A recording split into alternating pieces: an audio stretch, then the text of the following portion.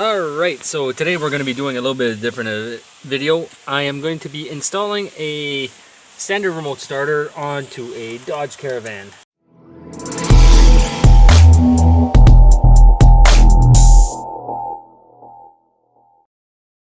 Now, the remote starter I'm going to be installing is basically this, and it's just going to work with the OEM key. Now, this is a very simple install onto Dodge and Chrysler, so that's why I'm going to be showing you guys. And I already pre-did my wiring. If you guys want to see a wiring video, let me know and I'll show you guys how to pre-wire a remote starter. But for this one, we're just going to be going through and installing it onto the vehicle. So we're going to get started. So the first thing that we're going to do is come up here and we have to remove this side panel right here. In order to do that, remove this. And then grab a plastic tool. We're going to come in and we're going to remove this area. Now after this area is removed,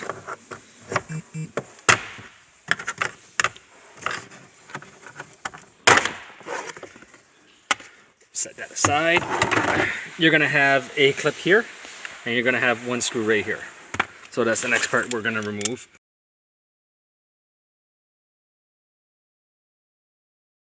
And then I'll be sitting you guys down to finish up everything else. And after that clip's removed, I always take them and I try to set them where they're not going to fall, so I'll put them up on the dash or somewhere else. You come under here, and there'll be another clip right here. Remove that one. And if we come all the way over here, I don't know if you guys can see it. Probably not. Let's give you guys some light.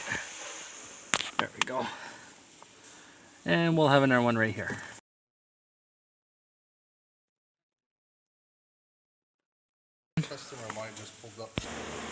Alright, where was I? Alright, so after all your clips are out, we're going to take and we're going to come down here where your DLC connector is. Let's take it. Turn the light back on. DLC connector. There's two little side tabs. We're going to have to remove those side tabs. Okay. Sorry about that again. So now after all that's off, we can take and we can pull onto our trim.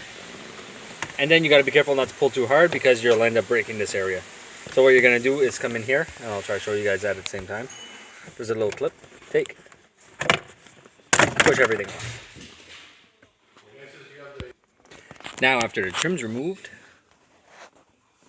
there is your hood cable that is right here. What you're going to do, you're going to come over and there's just a little clip.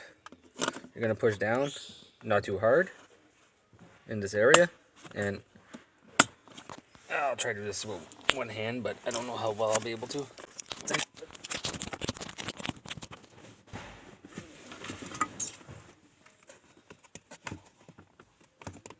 Push down and then push out to get that off. Then remove this one.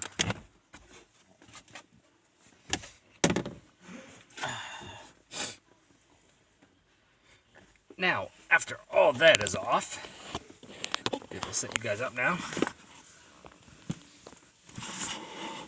There's this area right here which holds your airbag that also has to come off.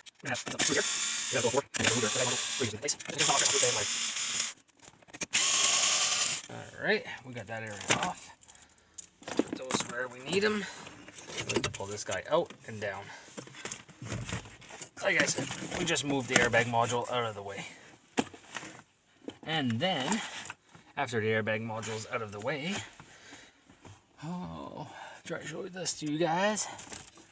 We have a wiring harness. Try to move you guys so give you guys a better view. There we go. So we have a wiring harness that's right here that travels all the way up to your key slot. Right there. There we go. For this installation, we are also going to need a wiring diagram for the connection of the module and a all our connections except for one are going to be done at the connector for the module for your key.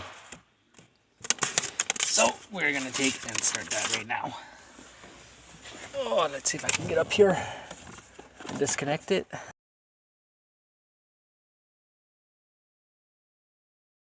Oh, there we go. All right. So after the connector's out, we're gonna just remove it from here. There's a push tab pin. We just have to loosen that up. And then it'll give us more room.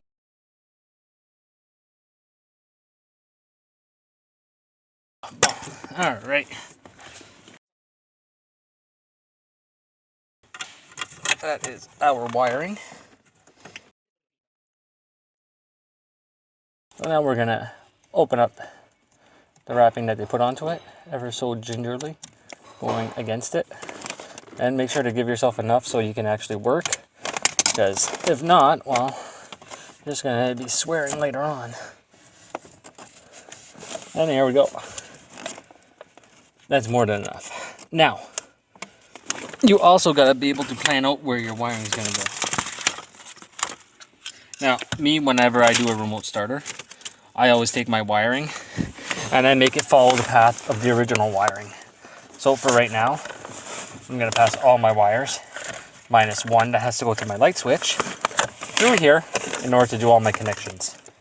And that way it gives me all the room I need. So the first one that we're gonna do is our power wire. Now, locating wires onto this connector is fairly simple. Power wire, we need 12 volts, so we're gonna go with what it says on here. Our light blue red. Try to give you guys a visual of that. Focus. There we go. So light blue red, which is this guy, and that's supposed to be our 12 volt. So we're gonna come onto our connector. I'm going to look for a light blue red, which is right here. Test for 12 volts. Try to show you guys that. And I'm not jabbing inside of here, I'm just touching it very, very lightly. So that is my 12 volts. So what we're gonna do now is open up the wiring a little bit. I have a tool to remove the protective layer of the wiring. And it just works like so. And it spreads it apart for me. Now, so the way that I do my wiring is that I take and I open up my protective layer, and then I take my test light and I also split the wiring open, like so, to make a hole. And then I'll take my wire that I need, which in this case will be my red and my brown, and I will pass it through, and then I will twist it into that hole so that it makes a better connection. And then we tape it. And I always try to also make my wiring follow the original path of the wiring. It just makes it a lot easier. And whenever you're using tape, well, you guys can't even see that, can you? No, now you can. Okay, I'll turn you guys a little bit. There we go. So, and whenever you're using tape, make sure you guys use the good stuff. Okay, this one's from 3M. Don't use a cheap tape. The cheap tape in hot weather, cold weather, it doesn't hold up. And we'll put a little bit more tape on that. Don't go crazy with the tape, but make sure that your wiring is protected. That's all. So that is my 12 volts, which is finished. Next, we shall put our ground. And our ground is our black striped wire. That's what they call it. So we're gonna look for a black striped wire. And black striped. So it is this wire. My black is my ground. We're gonna take and use my strippers again. And then we're gonna take and, there's no power onto it. We're gonna open it up again. It does take me a little bit longer to do my remote starters because of this process, but I've always had better connections. So I would prefer to have better connections and no comebacks because of a bad connection. And I know some people do hack jobs when they install these. So I'm just trying to show you that there are ways to do it, and it does look good afterwards. So now we're going to take and tape up this wire. It's a ground wire, so you don't need as much tape, but still make sure that it's covered, because the ground on the ground isn't really going to do anything. All right, so we have our black, we have our power, and we can tell that everything is connected properly because now we have an LED light that is on, so that part's good. So our next step is to do our can low and our can high. And our can low is our white brown. Our white brown is our can low. So we're gonna come onto this, and very easily to find your can lines, okay, is that they are a twisted pair. So I have a white brown right there, and my can high is a white blue, which is right next to it, or right across from it, I should say. Come on, you. Sorry, I'm not even in the right area. Here we go. So white brown, white blue, can high, can low. So now we're going to take and strip that one. We're also going to strip that one. Before you connect and splice use your test light to open up your wiring, take and make sure that it is not connected, or else you will ground out your can signal, which could cause codes, and you don't want any codes in the system after you're done. Like I said, this is the way that I do it, and it works out pretty well. So my can low was my tan. I'm just following the wiring diagram here, guys. And white brown. So just my tan, and the other one is tan black.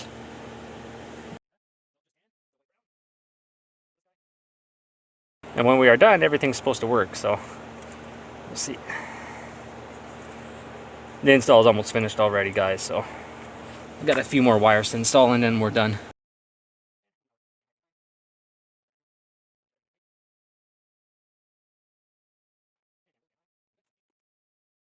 Next is going to be our ignition interrupt wires, and that's basically the module taking over for the ignition switch. So there's a little relay inside here, and it takes and it adds it's 12 volts for your ignition feed. That's all it does. What sucks about that is that if this little module ends up leaving go, well, you could have an issue with your car not starting. But it's a drawback of the remote starters. There's some of them are like that, some of them aren't. Some of them are basically direct plug and play. You can also get wire. Actually, if you want to take and not have to splice your wiring and everything, you can always buy a T-harness connector for your vehicle if it is made, if the companies make them. Which would, my guess would be, if you're not too familiar with wiring and you don't really want to play around with it, get yourself a plug-in, a T-harness for the module for your vehicle, and you'll maybe have 1 or 2 wires to hook up, and that's about it.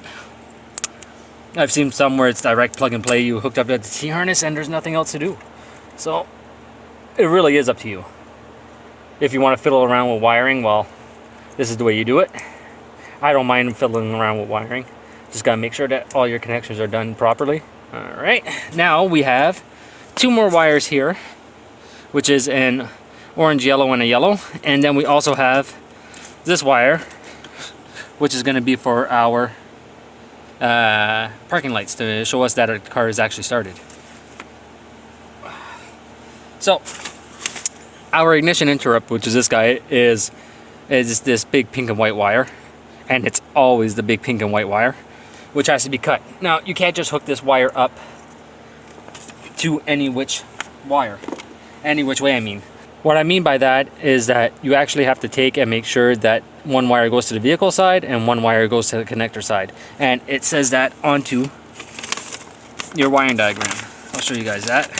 All right, so if we see right here where we have an orange yellow, if you see right here, it says connector side. And if we go on to my yellow, it says vehicle side. You guys have to hook it up like that, or else the remote starter just won't work. But what sucks about this is that we have to take and cut the wire. and then we have to splice it in. But we're almost done. And then it's just the programming afterwards. So, connector side was orange yellow. So we're going to take orange yellow, we're going to hook it up to the connector.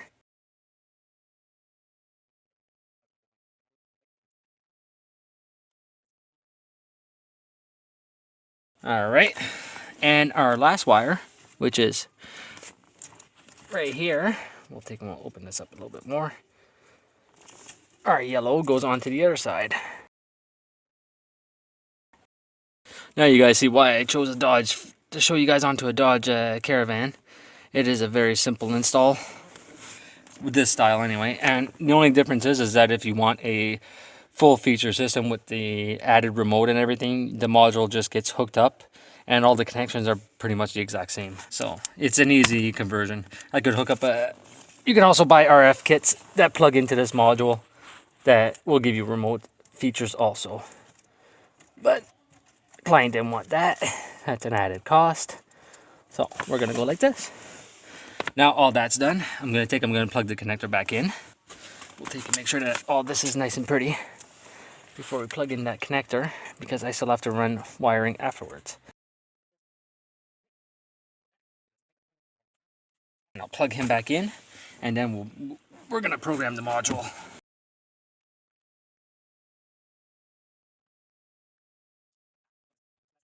Now I am plugged in. Now that I have that done, we have module programming instructions. So connect a 10, 12, and 14 pin harness to the DB3, and LEDs will turn on solid red. As we seen a while ago, my LED was on solid red. I'm going to bring you guys down to it so you guys can see the module at work. There we go.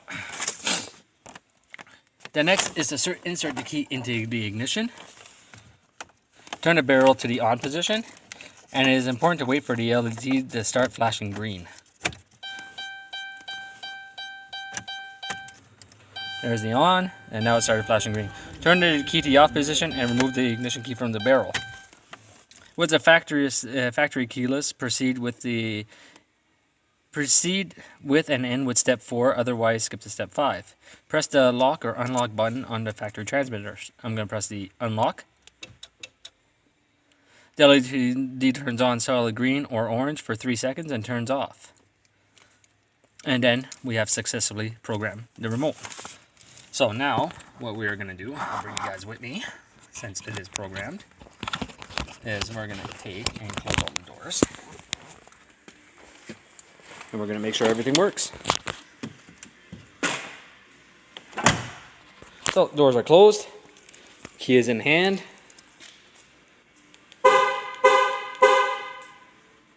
We should see everything light up. There we go.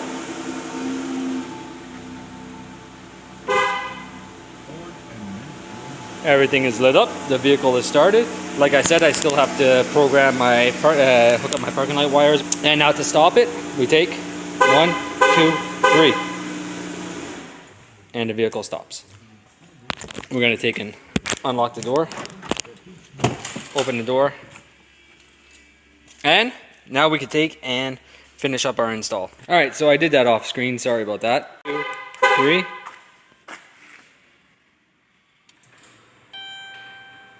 See how everything lights up, vehicle starts. And now, with my wire hooked up, my parking lights work. And it took me roughly about 3 minutes to hook the wire, guys. Alright, so everything is plugged up and working. Now I just have to run my wiring to make sure everything looks all nice and pretty, and then I will be done. So I hope you guys enjoyed this video. I know it's a little bit different than what I normally do, but I thought I'd bring something a little bit different to the channel. So I hope you guys did enjoy it, and if you did, please like, subscribe, and comment, and I will see you guys next time.